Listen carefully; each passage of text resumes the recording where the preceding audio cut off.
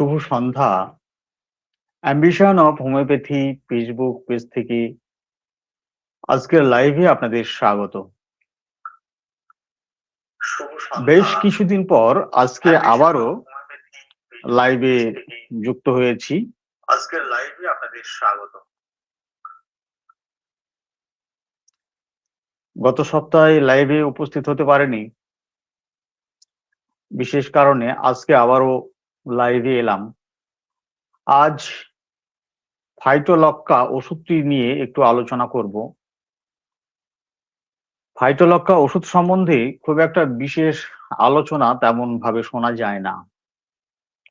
কোনো চিকিৎসকই খুব একটা বেশি ফাইটোলক্কা সম্বন্ধে আলোকপাত করেননি এবং বিস্তারিতভাবে খুব বেশি সহজবদ্ধভাবে আলোচনা করা হয়েছে এমন খুব একটা দেখা যায় না। তাই মনে হলো যে ফাইটোলক্কা ওষুধটি নিয়ে একটু আলোচনা করলে বেশ ভালোই হয়। আজকে ফাইটোলক্কা সম্বন্ধে একটু আলোচনা করব। আজকের আলোচনার পর আশা করছি ফাইটোলক্কা ওষুধটি সম্বন্ধে বুঝতে আপনাদের আর কোনো অসুবিধা হবে না বলে আমার মনে হয়। আপনারা আমার কথা শুনতে পাচ্ছেন কিনা এবং কে কোথা থেকে আমার আলোচনা শুনছেন আপনারা কমেন্টের মাধ্যমে একটু জানিয়ে দেন। প্লিজ একটু তাড়াতাড়ি জানাবেন, তাহলে আমি তাড়াতাড়ি আলোচনা শুরু করতে পারবো। একটু তাড়াতাড়ি জানাবেন।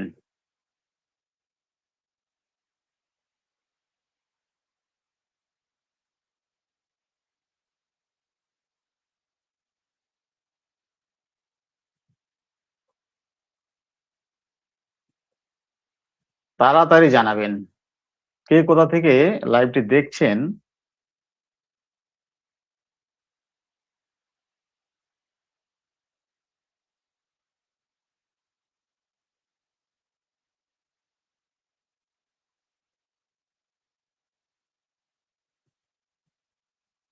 কমেন্ট করে একটু জানান। ঝাড়খণ্ড, ডক্টর জাহিদুর রহমান, ঝাড়খণ্ড। ফাইটোলক্কা ওষুধটি অত্যন্ত গুরুত্বপূর্ণ ওষুধ এবং ফাইটোলক্কা ওষুধের জায়গাতে আমরা অন্যান্য ওষুধকে ব্যবহার করে থাকি এবং এই ফাইটোলক্কা ওষুধটিকে আমরা ভীষণভাবে অপব্যবহার করে থাকি। আমার জানা মতে ফাইটোলক্কা ওষুধটি খুব খুব খুব বেশি অপব্যবহার হয়ে থাকে। সেখানে কোথাও কোথাও কাকতালীয়ভাবে কাজ পাওয়া যায় এবং কোথাও কোথাও কোনো কাজ পায় না। তো এরকম ভাবে একটি চিকিৎসা পদ্ধতি চলতে পারে না। একটি চিকিৎসা পদ্ধতি চলবে তার অত্যন্ত স্পষ্ট ধারণার ভিত্তিতে, স্পষ্ট জ্ঞানের ভিত্তিতে। ডাক্তার নুরুল আলম লিমন বাংলাদেশ থেকে দেখছেন, থ্যাংক ইউ আপনাদের সবাইকে। আপনারা লাইভটি আপনাদের টাইম লাইনে, হোয়াটসঅ্যাপ, ফেসবুক বিভিন্ন জায়গাতে শেয়ার করে দেন। আমি আলোচনা শুরু করছি। বাংলাদেশ।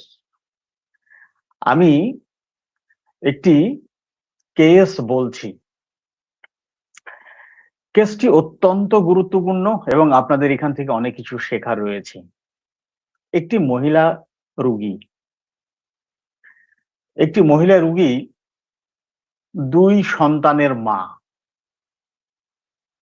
তার সমস্যা হচ্ছে বাতের ব্যথা। বাতের ব্যথা, সারা শরীরে বাত ব্যথার একটি প্রবণতা রয়েছে এবং ঘাড়ে, পৃষ্ঠদেশে এবং অন্যান্য পায়ের সন্ধিগুলোতে ভীষণভাবে ব্যথা হয়। এই ব্যথা তার ছোটবেলা থেকেই ছিল। একেবারে আপনার ওই আহ 8-10 বছর বয়স পর্যন্ত তার 2 পায়ে যন্ত্রণা হতো। 8-10 বছর বয়স পর্যন্ত 2 পায়ে যন্ত্রণা হতো রাত্রে শোবার পরে। সারাদিন খেলাধুলার মধ্যে থাকতো, তখন কোনো সমস্যা হতো না। রাতে বিছানায় শোবার পরেই তার 2 পায়ে যন্ত্রণা হতো। প্রচন্ড যন্ত্রণা হতো, যন্ত্রণার সাথে সে অস্থির হয়ে পড়তো এবং পা দাপাতো। তখন টিপে দিতে হতো এবং বেঁধে দিতে হতো। এইভাবে একটু আরাম হতো। অনেক চিকিৎসা করার পরেও সে সুস্থ হতে পারেনি। এইভাবে ধীরে ধীরে যখন বড় হয়ে উঠলো, তখন তার ঘাড়ে ব্যথা হয়। দুই দিকেই, কাঁধে, ঘাড়ে, পৃষ্ঠদেশে এগুলোতে ব্যথা হয়। তারপরে ধীরে ধীরে তার সারা শরীরের যে পেশি, সেই পেশিগুলোতে ব্যথা হয়। এইভাবে ব্যথা তাকে জাপটে ধরে। একটা টাইমে এসে তার গিঁটগুলোতে ব্যথা স্থিত হয়েছে এবং গিঁটে, পৃষ্ঠদেশে প্রচন্ড ব্যথা। এই ব্যথার সঙ্গে অত্যন্ত যন্ত্রণা এবং স্পর্শকাতরতা। প্রচন্ড ব্যথা তার রাত্রিবেলাতে বেশি হয়। প্রত্যেকদিন রাত্রিবেলাতে তার যন্ত্রণা বেশি হয় এবং বিছানায় যাওয়ার পর সে স্থিরভাবে থাকতে পারে না। বিছানাতে গিয়ে স্থিরভাবে থাকতে পারে না। যেখানে ব্যথা সেখানে অত্যন্ত স্পর্শকাতর, অত্যন্ত যন্ত্রণা, অত্যন্ত ব্যথা। এই ব্যথার সাথে অস্থির হয়ে পড়ে। এগুলোর সাথে তার ঠান্ডা লাগার একটা প্রবণতা, সর্দি ঠান্ডা লাগা। বিশেষ করে জলের পরিবর্তনে, কোথাও বেড়াতে গেল, কোথাও জল খেলো, স্নান করলো, আবহাওয়ার পরিবর্তন হলো, বা ভিজা মাথায়, মানে স্নানের পরে চুল শুকাতে পারেনি, ভিজা মাথায় চুল বাঁধতে হয়েছে, তার ঠান্ডা লেগে গেল। এই ঠান্ডা লাগলেই তার গলায় ব্যথা হতো। ছোটবেলাতে কয়েকবার তার টনসিলের দোষ ছিল, টনসিল ফুলতো, কিন্তু বড় হবার পরে তার গলায় ব্যথা হয় এবং এই টনসিলে ব্যথা হয়, টনসিল কিন্তু ফোলে না, ব্যথা হয়।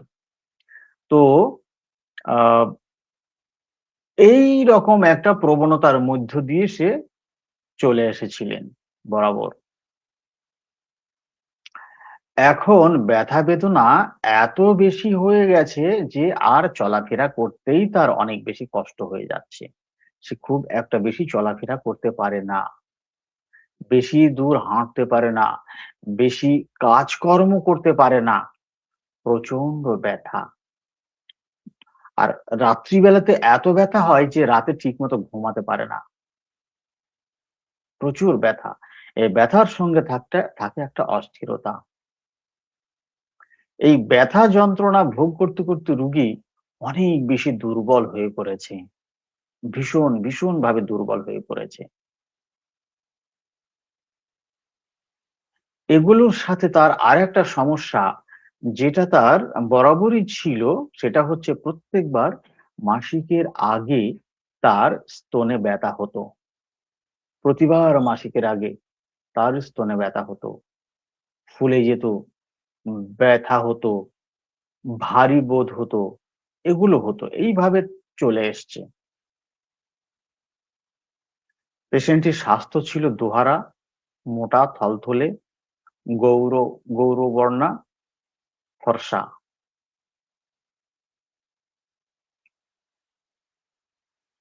এই হচ্ছে তার ব্যথা বেদনার সঙ্গে লক্ষণ।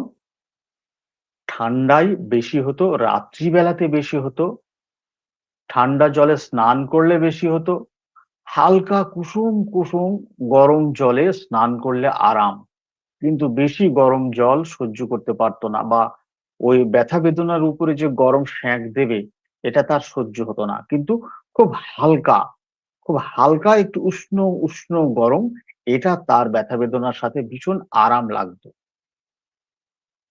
কিন্তু বেশি গরম সহ্য হতো না। এবং ঠান্ডায় তার বেশি, শীতের ঠান্ডাতে বেশি হতো, আপনার ওই যে জলের পরিবর্তনে বা ঠান্ডা জলে স্নান করলে এগুলোতে বেশি হতো। এই জন্য সে কি করে, যে 12 মাস, মানে কুসুম, মানে শীতকাল, বরাবর শীতকালে কুসুম কুসুম গরম জলে স্নান করে। এবং আহ গরমকালে তার ব্যথা বেদনা একটু কম থাকে, কিন্তু শীতকালের ঠান্ডাতে, বর্ষাকালের ঠান্ডাতে, সর্দি ঠান্ডা লাগলে এগুলো তো তার ব্যথাটা অনেক বেশি বেড়ে যায়। এই ছিল তার ব্যথার চরিত্র। এগুলোর সাথে মন মানসিকতায় সেই রোগী এত বেশি দুর্বল হয়ে পড়েছে এবং অস্থির হয়ে পড়েছে, রোগীর মধ্যে ভাবনা হচ্ছে যে এত দিন ধরে চিকিৎসা করার পরেও সুস্থ হতে পারছে না, মানে সে মারা যাবে। সে আর সুস্থ হতে পারবে না। কোনোভাবেই সুস্থ হতে পারবে না, সে মারা যাবে। আর এই ব্যথা বেদনা নিয়ে সে নিজে মরে মরে যেতেও চায়। সে নিজে মরে যেতেও চায়। তার আর ভালো লাগে না। এত চিকিৎসা করার পরে ভালো হচ্ছে না। তো এত ব্যথা বেদনা, এত যন্ত্রণা নিয়ে বেঁচে থাকার থেকে মরে যাওয়াই ভালো। আর ভালো লাগে না। মানে জীবনে একটা বিতৃষ্ণা চলে এসছে। এত চিকিৎসার পরেও হচ্ছে না, ভালো হচ্ছে না। কাজকর্ম কিচ্ছু করতে ইচ্ছা করে না। চলাফেরা করতে ইচ্ছা করে না। মনে হয় চুপচাপ শুধু পড়ে থাকি। এইগুলোর সাথে একটা বিশেষ বৈশিষ্ট্য তার মধ্যে আমি দেখেছিলাম, সেটা হলো এই মেয়েটির বয়স ছিল ৩৭-৩৮ বছর বয়স। দুহারা, স্বাস্থ্য গৌরবর্ণ, মোটাসোটা, ক্যালকেরিয়া কার্ভের যেমন চেহারা হয় আর কি। সর্দি ঠান্ডা লাগার প্রবণতাও ক্যালকেরিয়া কার্ভের মতো। তো তার যে মূল বিষয়টা ছিল, তার শরীরের যে পোশাক কাপড়, আমাদের অঞ্চলে তো কাপড় পরার আহ, রীতি রয়েছে, কাপড়ই সবাই পরেন মহিলারা। তো এখন ওই আপনার জামা, কামিজ এই সমস্ত পরার একটা রীতি আসছে। তো সে শাড়ি পরেছিল। তো পেশেন্ট তার শরীরের দিকে কোনো সতর্কতা ছিল না, আদবের দিকে, মানে শরীরে ঢেকে রাখা বা আদবের দিকে কোনো খেয়াল ছিল না। কোনো খেয়াল নেই। ওদিকে তার কোনো ভ্রুক্ষেপ নেই। মানে কাপড় কোথায় আছে, কি ব্যাপার, এসব ভ্রুক্ষেপ নেই। তার ব্যথা বেদনা যন্ত্রণা, দুর্বলতা, হ্যাঁ, সারা জীবন ধরে ব্যথা যন্ত্রণা ভোগ করতে করতে সে একেবারে মানে বীতশ্রদ্ধা হয়ে গেছে। তার যেন আর তার জীবনে ভালো লাগার আর কোনো কিছু নেই। শুধু নিজেকে নিভাবে, আর কাউকে নিভাবে না। তার মধ্যে যে ভাবনা, সেটা হচ্ছে যে সে আর ভালো হতে পারলো না। একটা মানুষ কত দিন ধরে এই ব্যথা বেদনা যন্ত্রণা সহ্য করতে পারে? কত এই যন্ত্রণা সহ্য করতে পারে? যন্ত্রণা সহ্য করারও তো একটা সীমা আছে। জীবনে কোনোদিন সে ভালো হতে পারলো না। অথচ ভালো হওয়ার জন্য প্রচুর চিকিৎসা করা হয়েছে, সারা জীবন প্রচুর ওষুধ খেয়েছে, কিন্তু ভালো হতে আর পারলো না।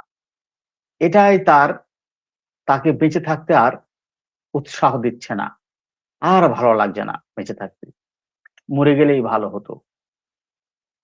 এই জন্য তার জীবনের কোনো কিছুর দিকে আর যত্ন নেই, খেয়াল নেই। কখনো তাকে কেউ বিরক্ত করলে প্রচন্ড ভাবে রেগে যায়, প্রচন্ড রেগে যায়, এবং খুব তীব্রভাবে প্রতিক্রিয়া দেখায়, খুব তীব্রভাবে প্রতিক্রিয়া দেখায়।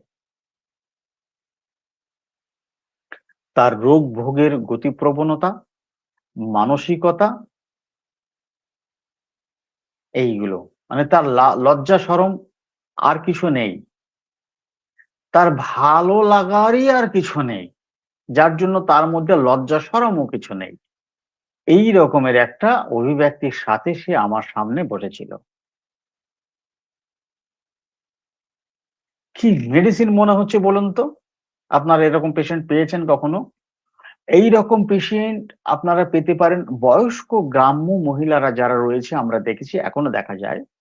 গ্রাম্য মহিলারা, বয়স্কা গ্রাম্য মহিলারা, যারা অনেকেই আপনার কোনো জামা কাপড় পরে না, শাড়ি পরে থাকে, কিন্তু পুরো শরীর আলগা থাকে। মানে তাদের মাথায় এসব শরীর ঢাকার দিকে কোনো সেন্স থাকে না। এরকম গ্রাম বাংলায় এখনো দেখা যায় অনেকেই। কিন্তু একটা অল্প বয়স ৩৬-৩৭ বছর একজন মহিলা, তার ক্ষেত্রে এটা একেবারেই অস্বাভাবিক ব্যাপার, মোটেই সব স্বাভাবিক নয়। একটা হচ্ছে যারা একেবারে প্রকাশ্য নির্লজ্জ, এটা তো একেবারে ইচ্ছাকৃতভাবে করে থাকে, বেহায়া, সেটা তো আলাদা জিনিস। কিন্তু এর মধ্যে স্বতঃস্ফূর্তভাবে নিজেকে আলগা করার কোনো স্পৃহা নেই। কিন্তু অসুস্থতার কারণে ভুগে রুগী একেবারে তার সবকিছুর প্রতি বীতশ্রদ্ধা চলে এসছে, যার জন্য তার আর কোনো দিকে খেয়াল নেই। আমি আপনাদেরকে পুরো অনুভূতিটাকে বিশ্লেষণ করে বলে দিলাম। এই ব্যক্তি কে হতে পারে?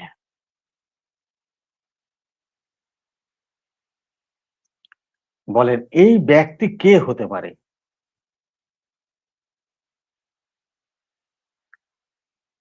এই রুগীকে আমি চিকিৎসা করে সুস্থ করে ফেলেছি এবং প্রথমবার ওষুধ দেওয়ার পরেই রুগী সুস্থ হয়ে উঠেছিল। আচ্ছা, আমার কাছে এসেছিল রুগীটা শীতের প্রথম দিকে। গ্রীষ্মকালের গরমে তার প্রচুর ঘাম হয়, গ্রীষ্মকালের গরমে তার প্রচুর ঘাম হয়, প্রচুর জল পিপাসা আছে এবং তার মুখ গন্ধ করে, জিহ্বা মোটা, ময়লা আছে, সাদা প্রলেপ, পুরো সাদা প্রলেপ, জিহ্বাতে মানে মুখ থেকে দুর্গন্ধ বার হয়, নিঃশ্বাস প্রশ্বাসের দুর্গন্ধ, ঘাম প্রচুর হয়। আমাদের এই চরম ভাবাপন্ন আবহাওয়াতে যেমন আমরা অনেকেই আছি যে বেশি গরমও সহ্য করতে পারি না, বেশি ঠান্ডাও সহ্য করতে পারি না। চরম ভাবাপন্ন আবহাওয়াতে আমরা বেশি গরমও সহ্য করতে পারি না, বেশি ঠান্ডাও সহ্য করতে পারি না। কিন্তু এর মধ্যেই অনেক ব্যক্তি রয়েছে যারা ঠান্ডা খুব পছন্দ করেন, আবার কেউ খুব গরমটাকে পছন্দ করেন। এই ব্যক্তিটা কে হতে পারে?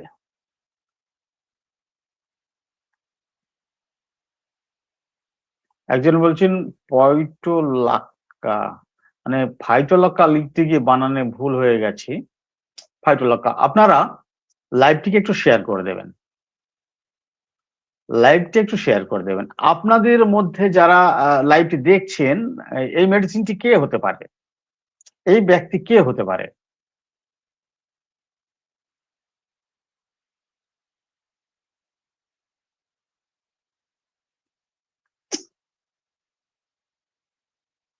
মার্সল, রোমানা খাতুন মার্সল। প্রচুর ঘাম, অ্যাগারিকাস, প্রচুর জল পিপাসা, জিহ্বা মোটা, মুখ থেকে দুর্গন্ধ বার হয়, রোগে ভুগে ব্যথা বেদনার জন্য প্রচুর দুর্বল, অস্থিরতা, যদিও মৃত্যু ভয় তথাপি সে মৃত্যুকে চায়, জীবনের প্রতি বিতৃষ্ণা, কাজকর্ম কিচ্ছু ভালো লাগে না, কোনো দিকে কিছু ভালো লাগে না, চুপচাপ থাকতে ইচ্ছা করে, কেউ বিরক্ত করলে প্রচন্ড রেগে যায় এবং অত্যন্ত তীব্রভাবে প্রতিক্রিয়া প্রকাশ পায়, খুব উগ্রভাবে প্রতিক্রিয়া প্রকাশ পায়, কিন্তু বেশি কথা বলতে পছন্দ করে না। আচ্ছা, আমি বলি, এই ব্যক্তি হলো ফাইটোলক্কা, এই ব্যক্তি হলো ফাইটোলক্কা, মার্সল নয়। এই ব্যক্তি হলো ফাইটোলক্কা। আচ্ছা, আমি আজকে মার্সলের একটি পেশেন্ট দেখিয়েছি, আমার টেলিগ্রাম গ্রুপে লাইভ কেসে একটি মার্সল পেশেন্ট দেখিয়েছি। যারা মার্সলকে দেখেছেন তারা আমার মনে হয় এই জীবনে আর মার্সলকে আপনারা ভুল করবেন না, আমার ধারণা আর ভুল হবে না। এবং মার্সল তার স্বভাব চরিত্র বৈশিষ্ট্য সম্বন্ধে সে নিজেই ব্যক্ত করেছেন, সেই আলোচনার মধ্য দিয়ে আপনাদের মানে ভুলে যাওয়ার আর কথা নাই, কেননা এ তো আর বই দেখে মুখস্থ করা নয় বা বই দেখে মাথার মধ্যে ঢোকানো নয়। পেশেন্টের প্র্যাকটিক্যাল কথাবার্তা এবং তার স্বভাব চরিত্র বৈশিষ্ট্য ইত্যাদির সাথে আপনাদের যে পরিচয় ঘটিয়েছি তাতে করে ভুল হবার আর কথা নাই, যার জন্য এই ব্যক্তি সম্বন্ধে মানে যারা ওই মার্কসলের পেশেন্টটা দেখেছেন তাদের মধ্যে কেউ মার্কসল যদি বলে থাকেন তাহলে জানতে হবে যে আপনি কিচ্ছু বুঝতে পারেননি, এটা মার্কসল নয়। খুব পার্থক্য রয়েছে। আমি আগে যখন এইভাবে ব্যক্তিগুলোকে আমি চিনতে না পারতাম তখন আমি মার্কসল আর ফাইটোলক্কার মধ্যে পার্থক্য বুঝতে পারতাম না। সিমটম গুলো এমন, যেহেতু আপনার ফাইটোলক্কাকে উদ্ভিজ্জ মার্কারি বলা হয়, উদ্ভিজ্জ মার্কারি বলা হয়, ডাক্তার কেন্ট সাহেব বলেছেন। তো উদ্ভিজ্জ মার্কারি বলার পিছনে যে কারণ তা হলো ফাইটোলক্কার মধ্যে সিপিলিটিক মায়াজমের অনেক লক্ষণ রয়েছে, অত্যন্ত স্পষ্ট লক্ষণ রয়েছে ফাইটোলক্কার মধ্যে। এই জন্য যেমন ধরুন যে লক্ষণগুলো রয়েছে রাত্রিবেলাতে বৃদ্ধি, সানসেট টু সানরাইজ, রাত্রিবেলাতে বৃদ্ধি, আপনার বিছানার উত্তাপে বৃদ্ধি, 2 নম্বর হচ্ছে বিছানার উত্তাপে বৃদ্ধি, ঠান্ডায় বৃদ্ধি। এবার বুঝুন, বিছানার উত্তাপে বৃদ্ধি এবং ঠান্ডায় বৃদ্ধি, তাহলে সে যাবে কোথায়? ভালো করে বুঝুন, বিছানার উত্তাপে বৃদ্ধি আবার ঠান্ডায় বৃদ্ধি, তাহলে খুব আরামদায়ক আবহাওয়া খুঁজে পাওয়া এদের জন্য অনেক কষ্টকর। তারপরে হচ্ছে কি, মুখ থেকে লালা পড়ে, মুখে দুর্গন্ধ, জিহ্বা মোটা, সাদা প্রলেপ অনেক বেশি থাকে, নিঃশ্বাস প্রশ্বাসেও দুর্গন্ধ, ঘাম প্রচুর, ঘামেও দুর্গন্ধ। যেহেতু সিপিলিটিক মায়াজমের মেডিসিন, তার জন্য সমস্ত স্রাবে একটা দুর্গন্ধ থাকে, ক্ষত প্রবণতা এবং গ্ল্যান্ড ও অস্থি আক্রমণের প্রবণতা। শরীরের যে কোনো গ্ল্যান্ড আক্রমণের প্রবণতা, গ্ল্যান্ডের সঙ্গে অস্থি আক্রমণের প্রবণতা, বিশেষ করে যে অস্থির সাথে পেশি বেশি থাকে না, যে অস্থির সাথে মাসল বেশি থাকে না, মানে খুব পাতলা, যে অস্থির সাথে খুব মাসেলের পাতলা লেয়ার থাকে, যেমন টিবিয়া অস্থি, এই রকম জায়গাতে যন্ত্রণা, ক্ষত প্রবণতা, এইগুলো সব সিপিলিটিক মায়াজমের সিমটম। এই সিমটম গুলো ফাইটোলক্কার মধ্যে অত্যন্ত স্পষ্টভাবে রয়েছে। তো এইগুলো দেখে সিফিলিনাম, মার্কসল এদের কথা মাথায় চলে আসে। ফাইটোলক্কাকে মনে পড়ে না। কিন্তু আজকের পর থেকে আপনাদের ফাইটোলক্কাকে আর জীবনে কোনোদিন ভুল হবে না। আপনারা লাইভটা অবশ্যই একটু শেয়ার করবেন। তার আগে আমি আপনাদের বলে রাখি, এই video ambition of homeopathy YouTube চ্যানেলে আপলোড করা হয়। Ambition of homeopathy YouTube channel নামে একটি ইউটিউব রয়েছে, সেখানে এই ভিডিও আপলোড করা থাকবে, আপনারা পরবর্তীতে সেখান থেকে দেখে নিতে পারবেন। তা চলুন আমি ফাইটোলক্কা নিয়ে একটু আলোচনা করছি। এই পেশেন্ট হলে ফাইটোলক্কা নিয়ে আমি একটু আলোচনা করছি। তো তারপরে ফাইটোলক্কার সাথে যে আলোচনাগুলো হবে সেগুলো তো আমার মৌখিক কথা, এগুলো বিশ্বাস কেমন করে হবে? আমাকে দলিল দিতে হবে, তার পর আমি আপনাদেরকে দলিলগুলো দিয়ে দেব, যাতে করে আপনাদের বিশ্বাসটা আরো প্রগাঢ় হবে। আমি ফাইটোলক্কা সম্বন্ধে একটু বলছি, আপনারা ফাইটোলক্কা সম্বন্ধে সবাই জানেন, তারপরও আমি আর একবার আপনাদের সঙ্গে শেয়ার করছি। ডাক্তার কেন্ট সাহেব ফাইটোলক্কাকে উদ্ভিজ্জ মার্কারি হিসাবে বর্ণনা করেছেন, কারণ ফাইটোলক্কার অনেক লক্ষণ সিপিলিটিক মায়াজমের লক্ষণের সাথে মিল রয়েছে। আমি যে লক্ষণগুলো ইতিমধ্যে আলোচনা করেছি সেগুলো আমি সেটা বলে আর সময় নষ্ট করছি না। ফাইটোলক্কার সকল লক্ষণ রাত্রে ঠান্ডায় ভিজা ও স্যাঁতসেঁতে ঠান্ডায়, আর্দ্র আবহাওয়ায়, শীতকালের ঠান্ডা আবহাওয়ায় এবং শয্যার উত্তাপে বৃদ্ধি পায়। এই জন্য এই রোগী ঠান্ডা ও গরমে উভয় অবস্থায় খারাপ বোধ করে। আমি এটা পড়ে নিই, এটা পড়ে নেবার পরে আপনাদের যদি ফাইটাল লকার কোথাও জিজ্ঞাসা করার থাকে একটা মেসেজ করে দেবেন, কোথাও যদি বুঝতে অসুবিধা থাকে একটা মেসেজ করে দেবেন, আমি আপনাদেরকে একদম জল ভাত করে দেব। এর লক্ষণ সমূহ কি, খুব সংক্ষেপে মনে রাখার জন্য আমি যেটা করি সেটা হচ্ছে এর লক্ষণ সমূহ কি থাকে: লালাস্রাব, রাত্রে বৃদ্ধি, বিছানার উত্তাপে বৃদ্ধি, শরীরের পেশিতে ক্ষতবোধ, থ্যাতলানো ব্যথা, অস্থিতে ব্যথা, গ্ল্যান্ডগুলোর প্রদাহ। আচ্ছা, তার আগে আমি এইটুকু একটু বলে নিই। শরীরের পেশিতে ক্ষতবোধ, থ্যাতলানো ব্যথা, ঠান্ডায় আক্রান্ত হবার পর এই শরীরের পেশিতে ক্ষতবোধ, থ্যাতলানো ব্যথা রাস্টক্সে খুব বেশি দেখা যায়, খুব বেশি। সর্দি ঠান্ডা লাগলেই বা ঠান্ডা লাগলেই, ঠান্ডার সংস্পর্শে আসলেই সারা শরীরে একটা ক্ষতবোধ ব্যথা, সেই সাথে তার সন্ধিতেও ব্যথা, এগুলো আসে। রাস্টক্সের সঙ্গে এর মিল রয়েছে। আচ্ছা, গ্ল্যান্ডগুলোর প্রদাহ, এই গ্ল্যান্ডগুলোর প্রদাহ অর্থাৎ মানে ঠান্ডার সংস্পর্শে আসলে গ্ল্যান্ডের যে প্রদাহ, সেটা আপনার অনেকগুলো মেডিসিনের সঙ্গে এই প্রবণতা রয়েছে। ক্যালকিরিয়া ফস, ব্যারাইটা কার, ব্যারাইটা মিউর, মার্সল, ক্যালকিরিয়া কার, নেট্রাম কার,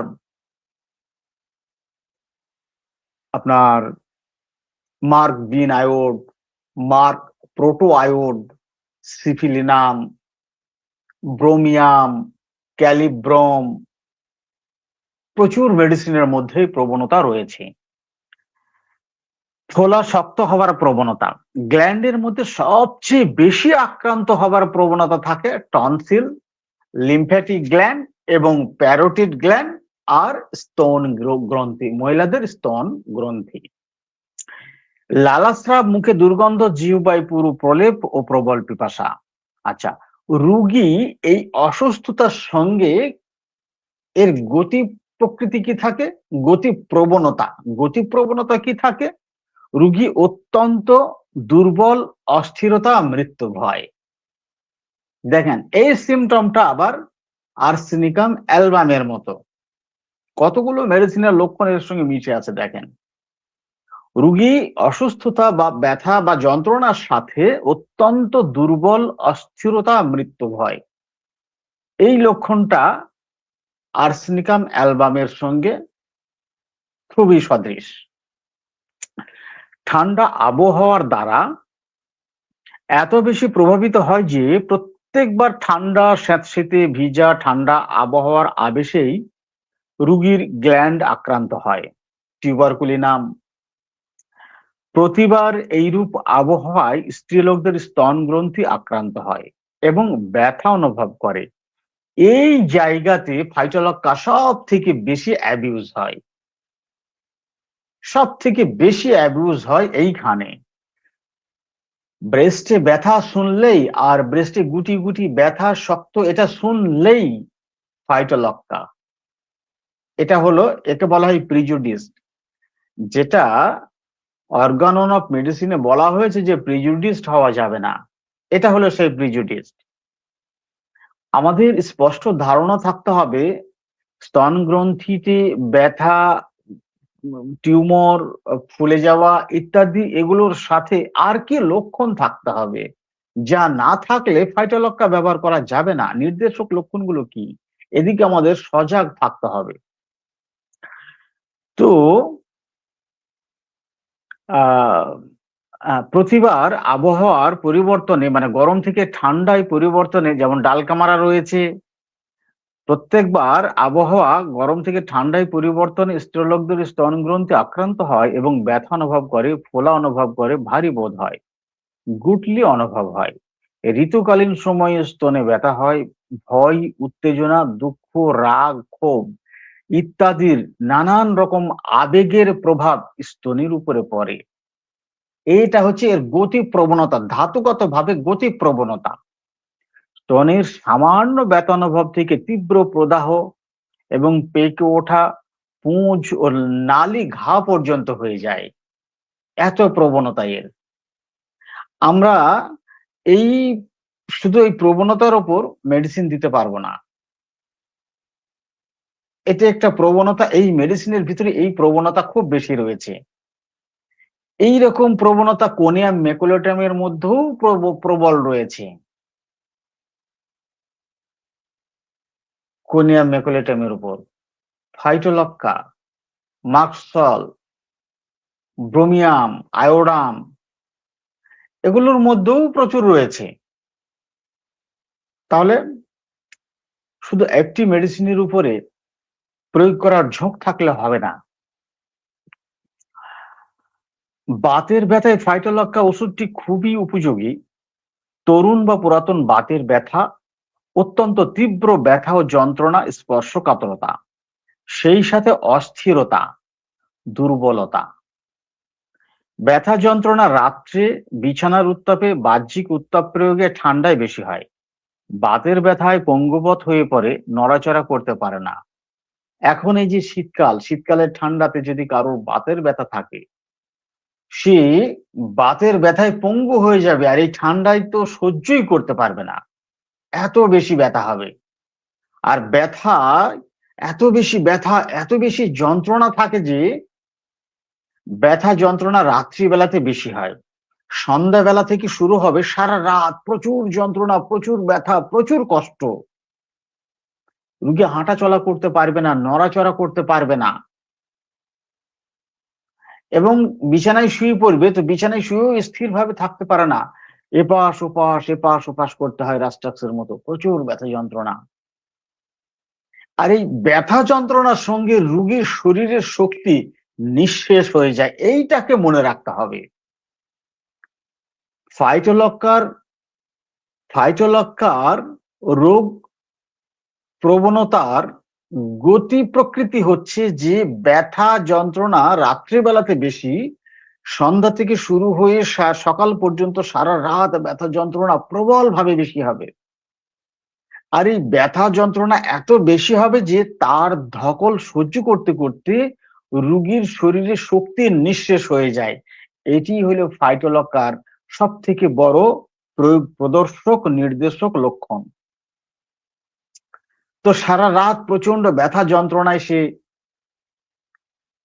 মানে ওইটাকে ম্যানেজ করতে গিয়ে তার শরীরের শক্তি শেষ, রাতে ঘুমাতে পারেনি, অস্থির, তার মর্নিং বাবা গো গেলাম গো মরে গেলাম, যন্ত্রণায় খাবি খাই আর বাঁচবো না, আমি সেই আমার মরে যাওয়ায় ভালো, নানান রকমের কষ্ট যন্ত্রণা, চিৎকার চেঁচামেচি, বাবা গো মা গো গেলাম গো, এই রকম ভাবে সারা রাত চলবে। সকালের দিকে ব্যক্তি ঘুমিয়ে পড়ে। সকালবেলায় সকালে যখন চিকিৎসককে ডাকা হবে, গিয়ে চিকিৎসক দেখবেন যে পেশেন্ট ঘুমাচ্ছে, এখন বাড়ির লোকজন বলবেন সারা রাত যন্ত্রণায় খুব কষ্ট পেয়েছে, এখন পেশেন্টকে জাগানো যাবে না, কিছুক্ষণ আগে ঘুমালো, এখন জাগানো যাবে না, সারা রাত যন্ত্রণায় চোখের দুই পাতা এক করতে পারেনি, প্রচুর কষ্ট পেয়েছে, সারা রাত চিৎকার চেঁচামেচি কাঁদাকাটি অস্থির হয়ে পড়েছে, রোগী এখন ঘুমাচ্ছে, ঘুম থেকে জাগলে তখন তার সঙ্গে কথা বলতে হবে। রোগী যখন ঘুম থেকে জাগবে তখন সে লক্ষ্য করবে তার শরীরে শক্তি অবশিষ্ট আর কিছু নেই, সব শেষ, নিংড়ি বার করে নিয়েছে সমস্ত শক্তি। আর এই রকমের অবস্থা দেখে রোগী হতাশ হয়ে যাবে যে আমার আর সারবে না, আমি আর বাঁচবো না। তার মনের মধ্যে সবসময় নেগেটিভ চিন্তা ভাবনা, সবসময় নেগেটিভ চিন্তা ভাবনা থাকবে, আমি আর ভালো হতে পারবো না, কোনো ওষুধে আমাকে ভালো করতে পারলো না, এইভাবে যন্ত্রণা সহ্য করার থেকে আমার মরে যাওয়াই ভালো। ওপরওয়ালাকে বলবে তুমি আমাকে মরণ দাও, আমি আর বাঁচতে চাই না। আপনারা একবার কল্পনা করে দেখুন এরকম রোগী আপনারা পান কিনা। সে মনে করবে ডেথ কনভিকশন অর্থাৎ মৃত্যু দণ্ডাজ্ঞা হয়ে গেছি, ওপরওয়ালার পক্ষ থেকে মৃত্যু দণ্ডাজ্ঞা, মৃত্যু অনিবার্য, সে তার মৃত্যু হয়ে যাবে, এই সমস্যার দ্বারাই সে মৃত্যুবরণ করবে, এই বিশ্বাস সে দৃঢ়ভাবে নিয়ে নেয়। তার মনে আনন্দ, ফুর্তি, খুশি, সুখ, শান্তি কিচ্ছু নেই। আর জীবনের কোনো কিছু তার ভালো লাগে না, কোনো কিছুই ভালো লাগে না। এই রকমের অবস্থা দেখে একচিটিয়ে ডাক্তার বাবুরা অরামমেট ব্যবহার করে বসবেন, এটা খুবই ভুল প্রেসক্রিপশন হবে। একচিটিয়ে ভাবে ডাক্তার বাবুরা বলবেন অরামমেট, কেননা রাত্রে বৃদ্ধি এবং মৃত্যু কামনা, মৃত্যু চাচ্ছে, এগুলো দেখে অরামমেটকে ব্যবহার করতে চাইবেন, কিন্তু অরামমেটের স্বভাব চরিত্র বৈশিষ্ট্য এরকম নয়। তার বিষয়টি আলাদা, তার মৃত্যুর জন্য যে চিন্তা ভাবনা সেটি আলাদা, ফাইটোলক্কার মতো নয়। আপনারা ভাবুন এবার ফাইটোলক্কা মেডিসিনটি কেমন। তো ফাইটোলক্কার যে শুধু বাত ব্যথার জন্যই হবে তা না, ক্যান্সার হয়েছে, ক্যান্সার হবার প্রবণতাও এর খুব বেশি, কেননা ক্যান্সার রোগীদের এরকম তীব্র যন্ত্রণা থাকে। কেন ক্যান্সারের জন্য ফাইটোলক্কা এত বেশি ব্যবহার হবার একটু উপযোগী ওষুধ। ফাইটোলক্কার মধ্যে যে সমস্ত সিমটম গুলো প্রকাশিত হয়েছে, সে আপনার ক্যান্সারের ভিতরে ওই সমস্ত লক্ষণগুলো রয়েছে। ক্যান্সারের প্রধান লক্ষণই হলো মরণ যন্ত্রণা, সেই সঙ্গে অস্থিরতা এবং দুর্বল হয়ে পড়া, দুর্গন্ধ,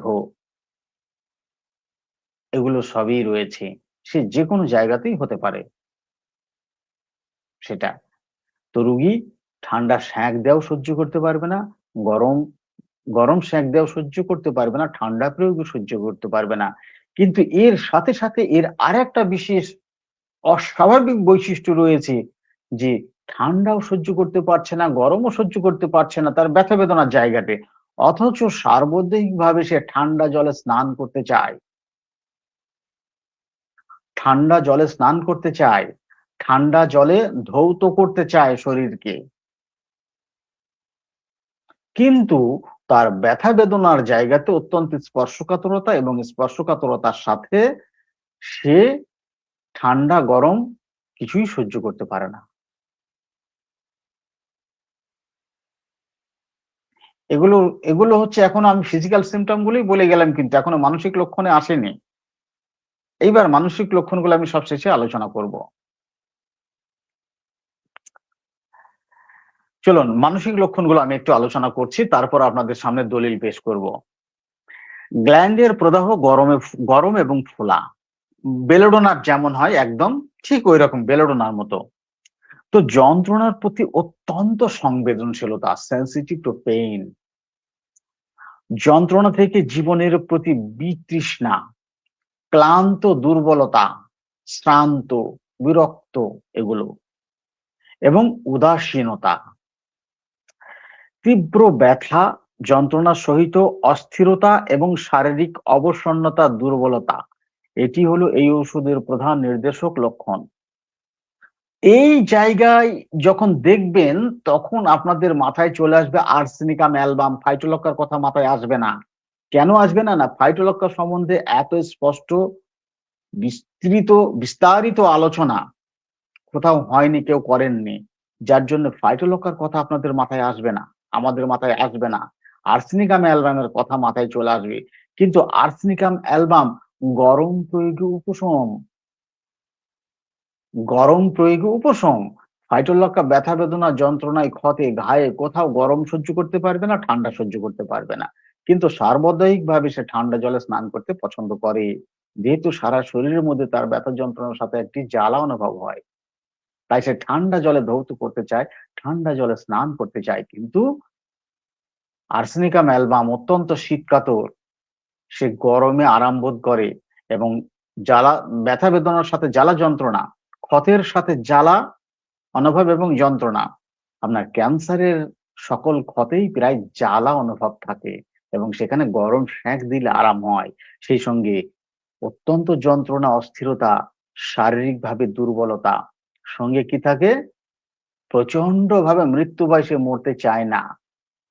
প্রচন্ড ভাবে মৃত্যু ভয়, সে মরতে চায় না, কিন্তু একটা পর্যায়ে মরতে চায়। তখন সে, সেটা অনেক অনেক মানে আরো মানে লেটেন্ট স্টেজে, তখন সে মরতে চায়।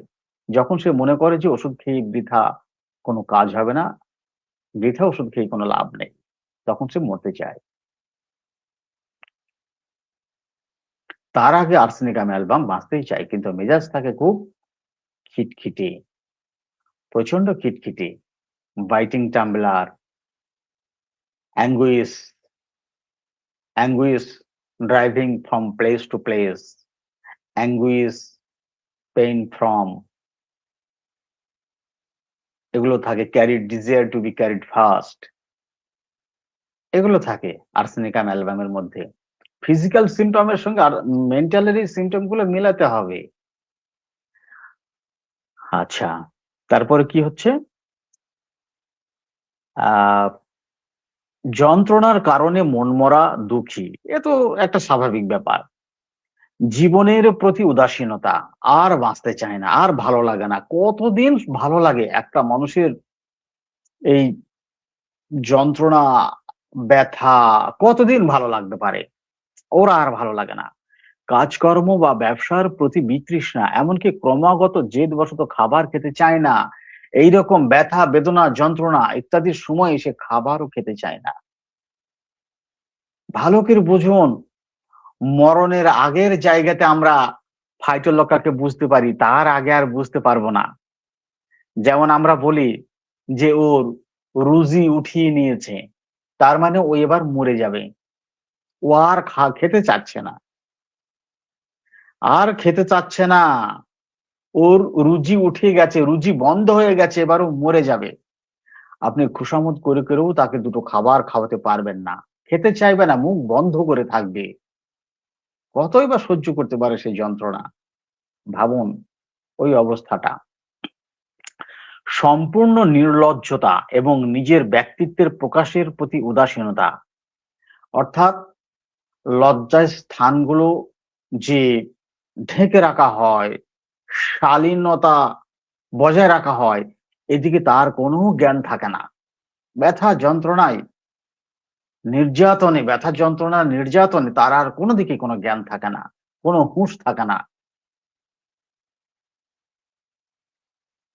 প্রলাপের সময় নগ্ন হতে থাকে, প্রলাপের সময় নগ্ন হতে থাকে, অর্থাৎ যখন অসুস্থতার কারণে তার স্বভাব চরিত্রের মধ্যে সম্পূর্ণ পরিবর্তন এসে গেছে, তখন তার আর কোনো জ্ঞান থাকে না। ওইটাই হচ্ছে প্রলাপ অবস্থা বা ডিলিরিয়াম স্টেট। তখন তার আর কোনো হিতাহিতি জ্ঞান থাকে না। এই জন্য সে এই সময়ে তার কাপড় কোথায় গেল, কি হচ্ছে না হচ্ছে, কোথায় কি, এসব তার কোনো জ্ঞান নেই। কষ্টকর দন্তোদ্গমের সময় শিশু কান্না করে, এটা শিশুদের জন্য। দাঁতের মধ্যে একটা শিরশির শিরশির করে, মাড়িতে শিরশির করে। অনেক সময় দেখবি যে আমাদের দাঁতে যদি যন্ত্রণা করে, তখন দাঁতে দাঁতে চাপ দিতে আরাম লাগে। আর ওই শিশুদের যখন দাঁত ওঠে, তখন ওদের ওই চাপ দিতে আরাম লাগে, শিরশির করে আরাম লাগে। মাথায় যন্ত্রণা হলেও দাঁতে দাঁতে চাপ দিলে আরাম লাগে, এটা ফাইটোলকার সিমটম। প্রচন্ড ভয়, সে নিশ্চিত যে সে মারা যাবে। চলুন আরো কিছু মেন্টাল সিমটম আছে, আমরা সেটা দেখে নিই। ডেথ কনভিকশন আপ, মানে আপনাদের কাছে দলিল আমি তুলে দিচ্ছি। রেপার্টারিতে এগুলো সব রয়েছে, আমি যে আলোচনা করলাম সব রয়েছে রেপার্টারিতে। ডেথ কনভিকশন আপ, মৃত্যু দণ্ডাজ্ঞা, মৃত্যু যে তার হবে এটা সে নিশ্চিত, আর কিছু করার নেই, ডেথ কনভিকশন হয়ে গেছে। Death desire morning waking on, দেখেছেন এই যে ডেথ ডিজায়ার,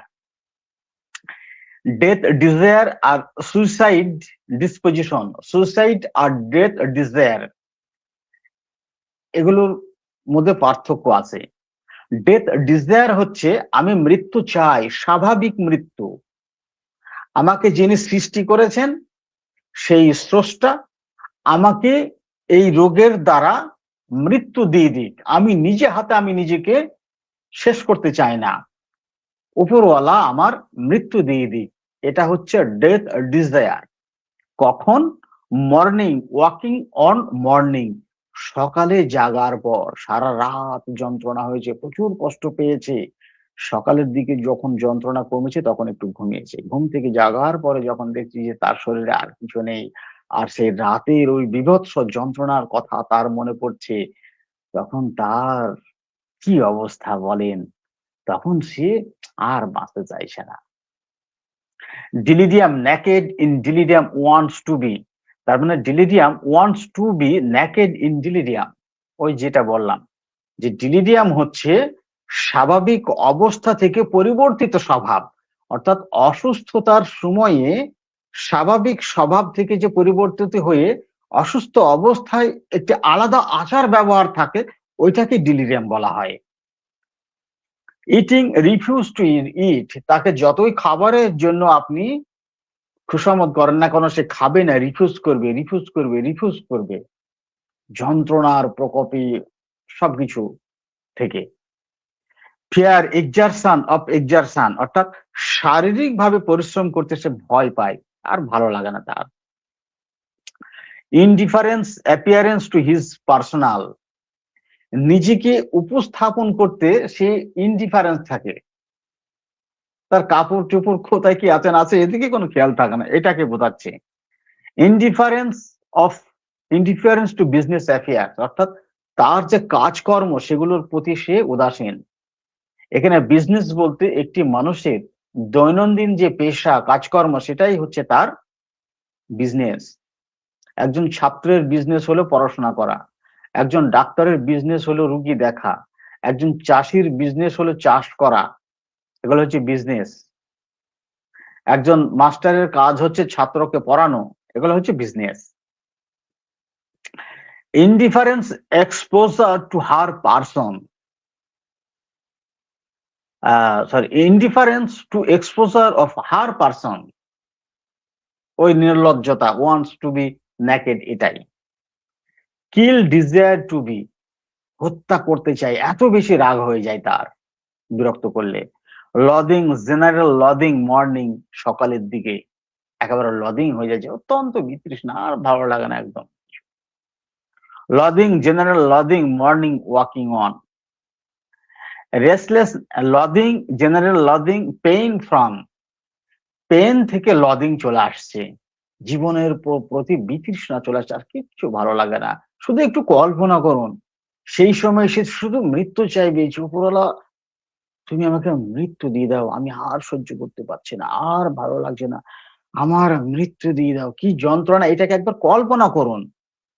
ওই জায়গাতে আপনাকে আর কোনো মেডিসিনের কথা ভাবতে হবে না। দেন লাইসিন নামে একটি ওষুধ আছে, লাইসিন এইরকম একটি ক্ষেত্রে প্রয়োগ হয়। লাইসিন অত্যন্ত জটিল, অত্যন্ত মানে প্রকট ও অত্যন্ত জটিলপূর্ণ অবস্থাতে লাইসিনও ব্যবহার হয়, কি চমৎকার ফলাফল দিতে পারে, একটু দেখে নেবেন লাইসিনটা। Restlessness night, mid night at waking on, ওই যন্ত্রণার জন্য মিড নাইটে জেগে যায়।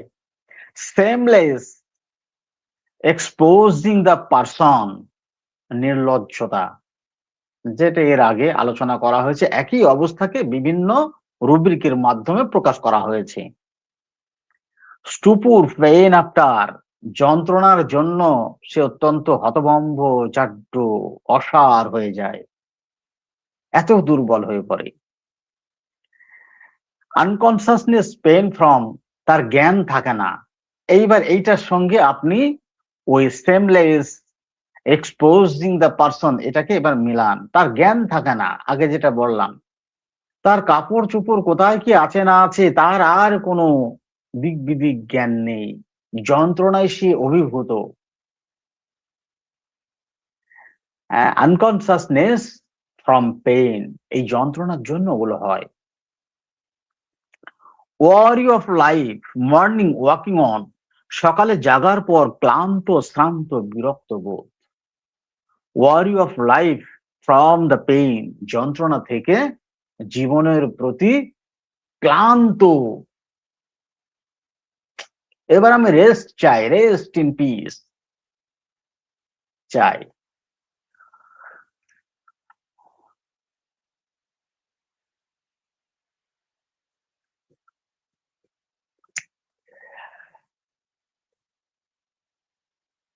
General evening sunset, general evening sunset until sunrise, সন্ধ্যাবেলায় সূর্যাস্ত থেকে সূর্য ওঠার সময় পর্যন্ত বৃদ্ধি।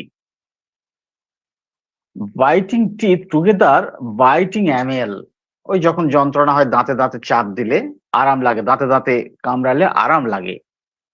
Cold bathing desire for cold bathing, দেখেছেন general cold bathing desire for cold bathing, স্নান করতে তার আরাম লাগে, কিন্তু বেদনাপূর্ণ স্থানে বেদনাপূর্ণ জায়গাতে ঠান্ডা বা গরম একদম সহ্য করতে পারে না।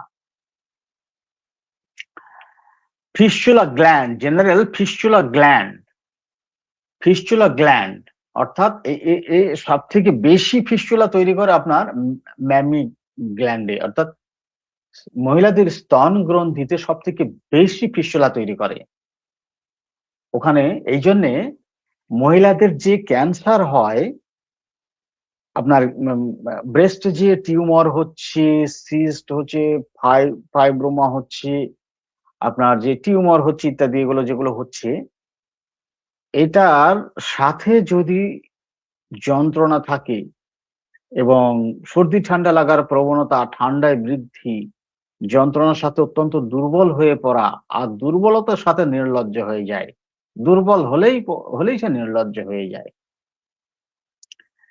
এরকম সিমটম যদি থাকে তাহলে ফাইটোলকা তার জন্য ধন্বন্তরী ওষুধ খুব দ্রুত উপশম দিয়ে দেবে, মানে সুস্থ করে তুলবে খুব দ্রুত।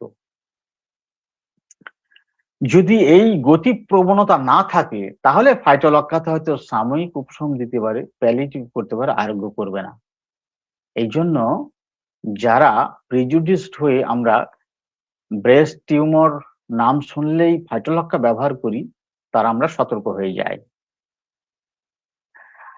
এর কিছু হিস্ট্রি আছে, হিস্ট্রি অর্থাৎ অতীত ইতিহাস পাওয়া যায়। সেটা কি? History personal Mamy of recurrent inflammation of the Mamy, এটা একটা হিস্ট্রি। একজন মহিলার ক্ষেত্রে আপনি গল্প শুনবেন যে তার অতীত জীবনে বহুবার তার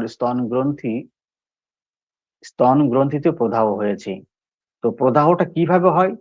আপনার মেন্সের আগে স্তনে ব্যথা হয়, ঠান্ডা লাগলে, প্রত্যেকবার ঠান্ডা লাগলে স্তনে ব্যথা হয়, আবেগগত ভাবে রাগ, ক্ষোভ, দুঃখ ইত্যাদি বিভিন্ন কিছু মনের মধ্যে চেপে রাখলে সেটাও স্তনকে আক্রমণ করে।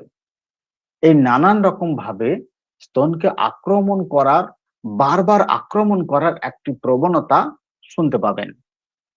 History of personal tonsillitis of recurrent tonsillitis, সর্দি ঠান্ডা লাগার সাথে তার বারবার টনসিলে আক্রমণ হওয়া বা টনসিল ফোলা বা টনসিলে ব্যথা হওয়ার একটা ইতিহাস এদের কাছে শুনবেন, এগুলো শোনা যাবে। General pain sleep after aggravation, নিদ্রার পরে বৃদ্ধি, ল্যাকি শিশির মতো। সিপিলিটিক মায়োজোমের এটি একটি বড় লক্ষণ। জেনারেল পেন বোন, সিপিলিটিক নাইট্রিক অ্যাসিড ফাইটোলক্কা, যেখানে অস্থির উপরে আপনার পেশি কম থাকে সেইখানে খুব বেশি যন্ত্রণা করে, nitric acid phytolacca. General pain muscles cold weather aggravation, only phytolacca. কিন্তু এইখানে ক্যালকিডিয়া ফস এবং রাস্টক্স চমৎকার ওষুধ, চমৎকার, তবে তাদের সিমটম গুলো আলাদা, সেই সিমটম ধরে দিতে হবে। জেনারেল স্টিফনেস পেইনফুল ফাইটোলক্কা, রাস্টক্সের মতো স্টিফনেস, এই জন্য আপনার শক্ত হয়ে যায়, মানে নড়াচড়া করতে প্রচন্ড ব্যথা লাগে। General swallowing warm drink aggravation, hot drink aggravation, যখন গলায় ব্যথা হয়, টনসিলে ব্যথা হয়, ডিপথিরিয়া হয়, সেই সময় যদি গরম জল পান করা হয় বা গরম দুধ পান করা হয়, চা পান করা হয়, তাহলে সেটা গিলতে ভীষণ ভাবে কষ্ট হয়। এই অবস্থাটা টনসিল ও ডিপথিরিয়ার সঙ্গে খুব বেশি দেখা যায়। ডিপথিরিয়া রোগী যারা দেখেছেন তারা জানেন যে ডিপথিরিয়া রোগীদের অবস্থা খুব অল্প সময়ের মধ্যে কতটা ভয়ঙ্কর হয়ে ওঠে, কত ভয়ঙ্কর যন্ত্রণা, জিভ ফুলে উঠবে, গলার ভিতরে স্প্যাস দেখা যায়, মুখ থেকে লালা পড়ে, দুর্গন্ধ বার হয় এবং শরীর কত দুর্বল হয়ে পড়ে। এই জন্য ডিপথিরিয়া সব থেকে বিখ্যাত ওষুধ হচ্ছে ফাইটোলক্কা। কেননা ফাইটোলক্কার যে সমস্ত সিমটম গুলো রয়েছে ডিপথিরিয়ার লক্ষণের সাথে খুব বেশি মিল রয়েছে। General syphilis accompanied by tongue white discoloration of the সিপিলি নামে মানে সিফিলিসের সঙ্গে আপনার জিহ্বাতে যদি সাদা প্রলেপ থাকে, এইগুলো হচ্ছে ফাইটোলক্কার দলিল। বলুন আপনাদের ফাইটোলক্কা বুঝতে কার কার সমস্যা হয়েছে, মার্কসল এবং ফাইটোলক্কার সঙ্গে আলাদা করতে পারবেন কিনা। আমি শুধু ফাইটোলক্কাটা আলোচনা করলাম এবং যে আলোচনা করেছি তা মার্কসলের সঙ্গে নিশ্চয় টাচ করে নি। শুধু ফিজিক্যাল সিমটম গুলো ছাড়া মার্কসলের কোনো অনুভূতি এখানে আসেনি। বলুন কেমন লাগলো, আপনারা আপনাদের কার কি বলার আছে কমেন্টের মাধ্যমে জানান। ভিডিওটি অ্যাম্বিশন অফ হোমিওপ্যাথি ইউটিউব চ্যানেলে আপলোড করা থাকবে, আপনারা সেখান থেকে দেখবেন। অ্যাম্বিশন অফ হোমিওপ্যাথি ইউটিউব চ্যানেলে আপলোড করা থাকবে, সেখানে আপনারা দেখতে পাবেন। যারা এখনো পর্যন্ত ambition of homeopathy YouTube channel subscribe করেননি অবশ্যই সাবস্ক্রাইব করে নেবেন এবং শেয়ার লাইক ও কমেন্ট করে আপনারা অবশ্যই আমার সঙ্গে থাকবেন। আমি অনেকদিন কোনো মেডিসিন সম্বন্ধে বিস্তারিত আলোচনা করি নাই, আজকে ফাইটোলক্কা সম্বন্ধে আপনাদের সঙ্গে একটু আলোচনা করলাম এই জন্যই যে ফাইটোলক্কা সম্বন্ধে বিস্তারিত আলোচনা খুব একটা বেশি মানে কোথাও করা নেই এবং ফাইটোলক্কাকে অত্যন্ত স্পষ্টভাবে একটি ব্যবহার করার উপযোগী আলোচনা কোথাও নেই, এই ভেবে আমি এটি করলাম। যদি আপনাদের কাছে আর কোনো তথ্য থাকে আপনাদের অভিজ্ঞতার সাপেক্ষে আপনারা সেটা আমার সঙ্গে অবশ্যই শেয়ার করবেন, এটা আমি প্রত্যাশা করি। বলুন আপনাদের কেমন লাগলো আজকের আলোচনা, কমেন্টের মাধ্যমে জানান। ডাক্তার মিজানুর রহমান মিজান বলছেন চমৎকার আলোচনা স্যার, থ্যাংক ইউ, আপনাকে অসংখ্য অসংখ্য ধন্যবাদ। আর যারা রয়েছেন আপনাদের মতামত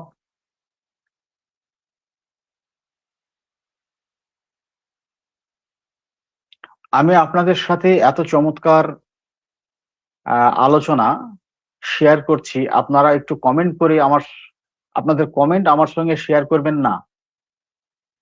ডাক্তার সাহিদা হক খুব সুন্দর হয়েছে স্যার, থ্যাংক ইউ। আমি অনেক সুন্দর একটি মেডিসিন আপনাদের সঙ্গে আলোচনা করলাম আর আপনারা আপনাদের মতামত আমার সঙ্গে শেয়ার না করে চলে যাবেন না। Doctor Sushanta Das very nice sir, thank you. কোথা থেকে দেখছেন ডাক্তার সুশান্ত দাস, কোথা থেকে দেখছেন একটু জানাবেন। অতুলনীয় আলোচনা এমডি আনাস, থ্যাংক ইউ।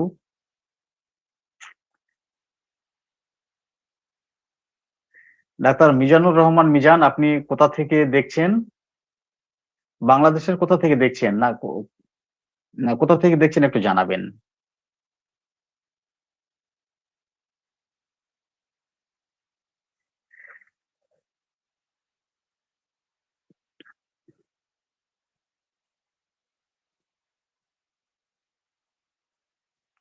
আর এই কজনই, ডাক্তার জাহিদুর রহমান ভেরি নাইস। ডাক্তার সুশান্ত দাস ইন্ডিয়া, ইন্ডিয়া কোথা থেকে ডাক্তার সুশান্ত দাস, ইন্ডিয়া কোথা থেকে দেখছেন।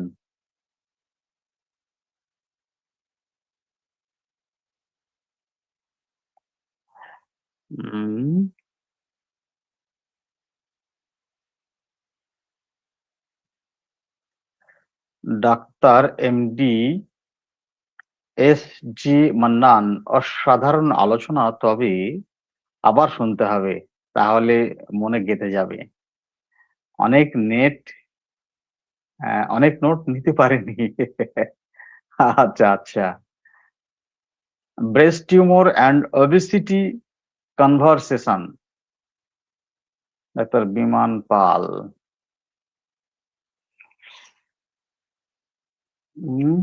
Breast tumours and obesity conversation. ধন্যবাদ স্যার। আব্দুর রশিদ, রাজশাহী থেকে। Thank you. আপনাদের সবাইকে অসংখ্য অসংখ্য ধন্যবাদ। আপনারা আমার ইউটিউব চ্যানেলে আপনারা আপনাদের মতামত জানাবেন, লাইক ও শেয়ার দিয়ে অবশ্যই আমার সঙ্গে থাকবেন। আমি অ্যাম্বিশন অফ হোমিওপ্যাথি ইউটিউব চ্যানেলে অনেক ভিডিও আপলোড করেছি হোমিওপ্যাথির স্বার্থে, এবং এখনো আমি অনেক সুন্দর সুন্দর ভিডিও আপলোড করতে চাই। আপনারা আমার সঙ্গে থাকবেন। ডাক্তার ইসমাইল হোসেন, অসাধারণ আলোচনা। ধন্যবাদ আপনাদেরকে। অসংখ্য অসংখ্য ধন্যবাদ আপনাদের। এই প্রচন্ড শীতের আবহে আপনারা আপনাদের অত্যন্ত মূল্যবান সময় আমাকে দিয়ে আমার সঙ্গে যে রয়েছেন, মানে এটা কম আগ্রহের আগ্রহের সাথে হয় না। অত্যন্ত আপনারা আমাকে ভীষণ ভালোবাসেন। খুব, খুব, খুব বেশি ভালোবাসেন। সেই ভালোবাসার আন্তরিকতা থেকে এই প্রচন্ড শীতের আবহে এত রাত পর্যন্ত মূল্যবান সময় আমার সাথেই আপনারা অতিবাহিত করলেন। এর জন্য আমি আপনাদের কাছে কৃতজ্ঞ। তো ঠিক আছে, আমি আর ভিডিও দীর্ঘায়িত করতে চাই না। আবারও পরবর্তী লাইভে আসা পর্যন্ত আপনারা অপেক্ষায় থাকুন। ভালো থাকুন, সুস্থ থাকুন। অ্যাম্বিশন অফ হোমিওপ্যাথি ইউটিউব চ্যানেলে এই ভিডিও আপলোড করা থাকবে। আপনারা অবশ্যই সেখান থেকে পরবর্তীতে আপনারা দেখে নিতে পারবেন, শুনে নিতে পারবেন। শুভরাত্রি, ভালো থাকবেন, সুস্থ থাকবেন।